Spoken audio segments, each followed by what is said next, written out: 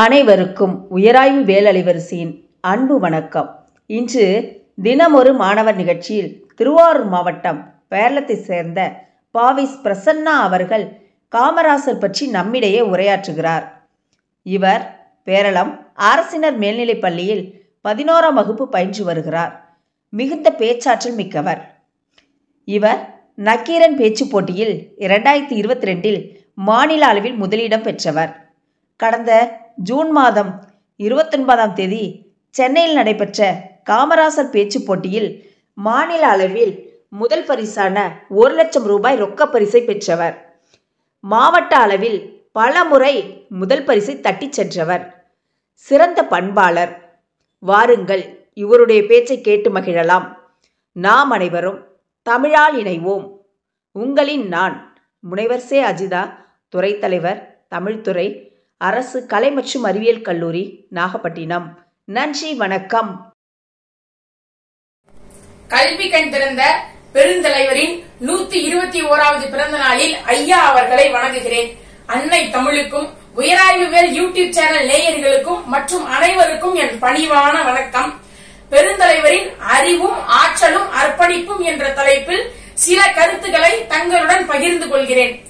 கௌசிக நதியின் கிழக்கு கரையில் கருங்கண்ணி பருத்திக்கு புகழ் பெற்ற விருதுநகரில் உதித்த மாணிக்கமாய் கருப்பு தங்கமாய் கரைபடாத கரங்களுக்கு சொந்தமாய் ஏழை எளியோர் இமயமாய் பாட்டாளி வர்க்கத்தின் மந்தமாய் அரசியல் எதிரிகளுக்கு சிம்ம சொப்பனமாய் சொத்தில்லாமல் சுகமில்லாமல் 8 திசைகளை சல்லடை போட்டு செலுத்தாலும் இவரை போல் ஒரு தலைவரை எட்டி பிடிக்க முடியாது என்ற நிலையில் வாழ்ந்தவர் ஐயா பெருந்தலைவர்.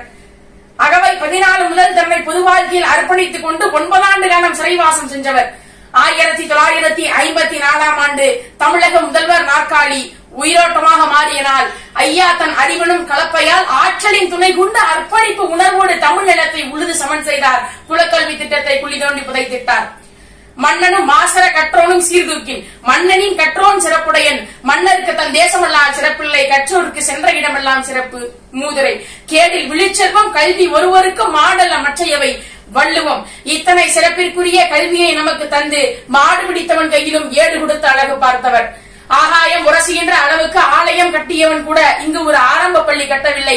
ஆனால் ஐயா அவர்களோ 27,000த்திற்கும் மேற்பட்ட பள்ளிகளை கட்டி வைத்திருக்கிறார். இன்று நம் பெயருக்கு பின்னால் இத்தனை ஆங்கில வார்த்தைகள் அணிவகிக்கிறதே, இதற்கெல்லாம் காரணம் ஐயாவின் ஆற்றலும் அர்ப்பணிப்பும் அறிவும் தானே. பசி என்ற சிறுவனின் வாய் முழிந்த வார்த்தையை கேட்ட ஐயாவிற்கு அவ்வை நினைவுக்கு வருகிறார். மானம், குலம், கல்வி, வன்மை, எரிவுடைமை, தானம், தம முயற்சி, தாளாண்மை, தேனின் கசிவந்த செல்லிகரமே காமுறுதல் 10ம் பசிவந்திர பிறந்துவோம். பசிச்சா எப்படா படிப்பான் என்று யோசிச்சு அவருடைய அறிவு கருப்பையில் பிறந்த குழந்தைதான் மதிய உணவு திட்டம்.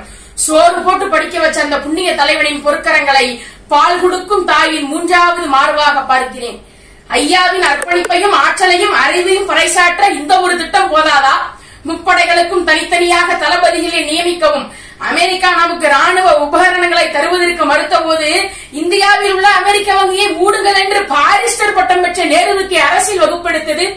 என்எல்சி திட்டம் தோல்வியை தழுவும் என்று நேரு கூற இடைமறித்த ஐயாவோ திட்டம் வெற்றி பெறும், லாபத்தில் 25% தமிழகத்துக்கு தாருங்கள் என்று உத்தரவாதம் வாங்கினார். அதன்படி இன்று தமிழகத்திற்கு ஆண்டுதோறும் 1000 கோடி ரூபாய் வருமானம் வருவென்றால் கருமமே கண்ணாயினார் என்று வாழ்ந்த ஐயாவின் அறிவும் ஆற்றலும் அர்ப்பணிப்பும் தானே காரணம். அஞ்சாமை, ஈகை, அறிவுடைமை இந்நான்கும் எஞ்சாமை வேந்தருக்கு இயல்பு என்ற குரலுக்கு இலக்கணமாய் பொதுவாழ்வின் தலை சிறந்த புத்தகமாய் திகழ்ந்த ஐயா ஒடுக்கப்பட்ட பிற்படுத்தப்பட்ட மாணவர்களுக்கு பயனடைய கல்வியிலும் வேலை வாய்ப்பிலும் இடஒதுக்கீடு சட்டம் கண்டது. நீர்மின் திட்டம், மணல் மின் திட்டம் கொண்டு வந்து வெற்றி கண்டது. இரவை பகலாக்கக்கூடிய சாலை மின்வெட்டுகளை பணம் போட்டு கொடுத்த தலைவன உலகத்துல வேற எங்கேயாவது பார்க்க முடியுமா?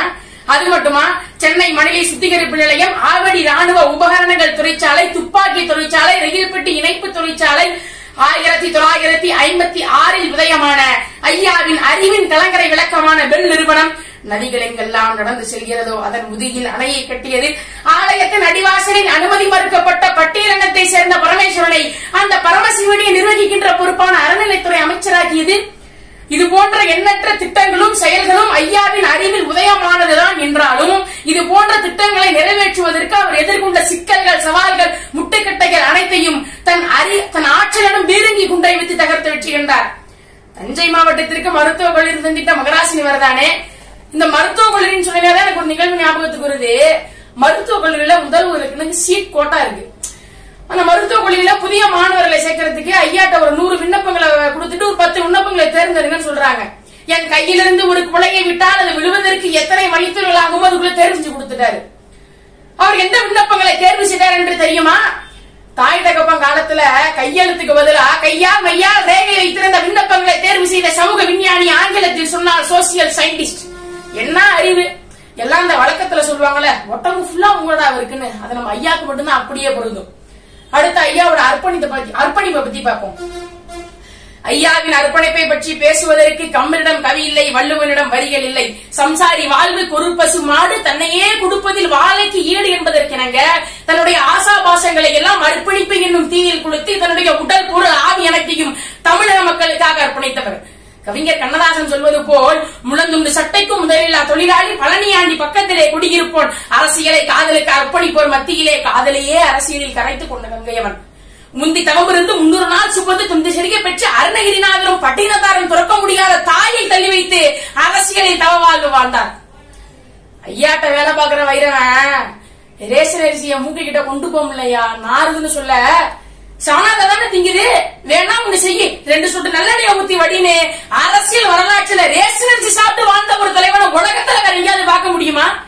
வறுமைக்கு வாக்கப்பட்டிருந்த தேசத்தை தன் அறிவாலும் ஆற்றலாலும் அர்ப்பணிப்பாலும் வசந்த காலத்திற்கு அழைத்து சென்ற மகாத்மா.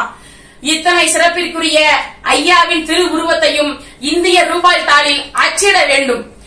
ஐயாவின் புகழ்பாடும் வானம்பாடிகளாக நம் மாணவ சமுதாயம் உலாவ வேண்டும் என்று கூறி தந்த வாய்ப்புக்கு நன்றி பாராட்டி விடைபெறுகிறேன். நன்றி, வணக்கம்.